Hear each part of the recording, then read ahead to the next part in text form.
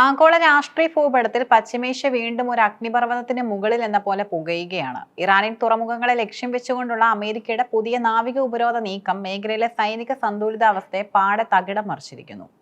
Iranian തുറമുഖങ്ങളിൽ പ്രവേശിക്കുന്ന കപ്പലുകളെ തടയുന്ന American നടപടിയെ കടൽക്കൊള്ള എന്ന് വിശേഷിപ്പിച്ചുകൊണ്ട് ഇറാൻ സായുധ സേന രംഗത്തെത്തിയത് സംഘർഷം പുതിയ തലത്തിലേക്ക് കടക്കുന്നതിന്റെ സൂചനയാണ്.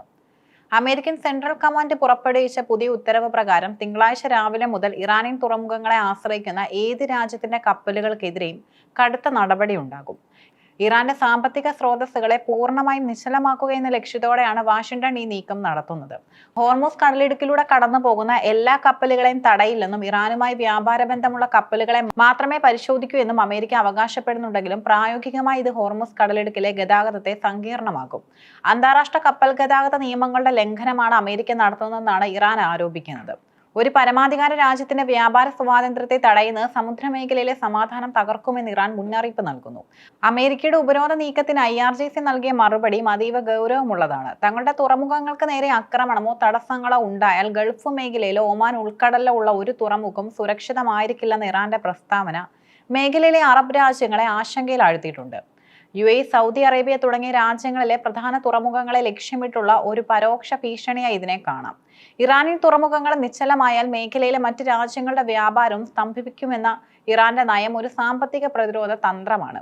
ഹോർമൂസ് കടലിടുക്കിൽ തങ്ങളുടെ സൈനിക സാന്നിധ്യം വർദ്ധിപ്പിക്കുന്നതിനായി സ്ഥിരം സംവിധാനം ഏർപ്പെടുത്തുമെന്ന ഇറാന്റെ പ്രഖ്യാപനം ഈ പാതയുടെ പൂർണ്ണ നിയന്ത്രണം ഏറ്റെടുക്കാനുള്ള നീക്കമായി വിലയിരുത്തപ്പെടുന്നു.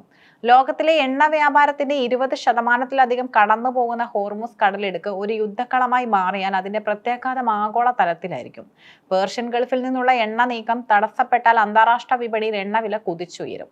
ഇത് ലോകമെമ്പാടുമുള്ള രാജ്യങ്ങളിൽ വിലക്കയറ്റത്തിനും കാരണമാകും. കപ്പലുകൾക്ക് ഇൻഷുറൻസ് തുക വർദ്ധിക്കുന്നതും യാത്രാ സമയം കൂടുന്നതും ആഗോള സപ്ലൈ ചെയിനിനെ ബാധിക്കും.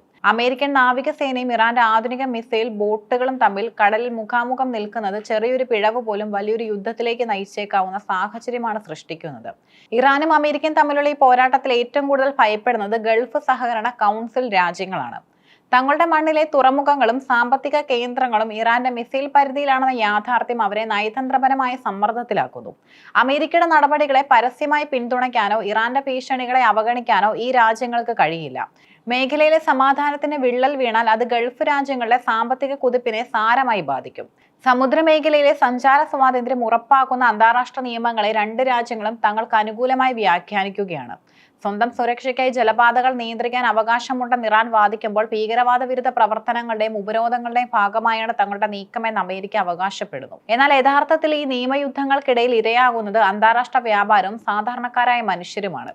പശ്ചിമേഷ്യയിലെ തുറമുഖങ്ങളുടെ സുരക്ഷ ഇപ്പോൾ ഒരു നൂൽപാലത്തിലാണ്. അമേരിക്കയുടെ നാവിക ഉപരോധം ഇറാന്റെ പ്രതിരോധ നടപടികളെ കൂടുതൽ തീവ്രമാക്കാനേ സഹായിക്കും.